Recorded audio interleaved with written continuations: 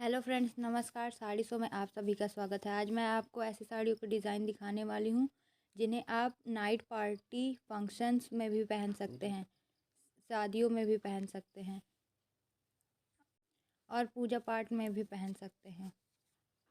जैसे कि ये रेड कलर की साड़ी है और इसमें जो है गोल्डन कलर का बॉर्डर बना हुआ है। ऐसी साड़ियों के लिए हमारे चैनल को सब्सक्राइब कीजिए, वीडियो को लाइक कीजिए, शेयर कीजिए और कमेंट करके बताइएगा कि आपको कौन सी साड़ी की डिज़ाइन पसंद है।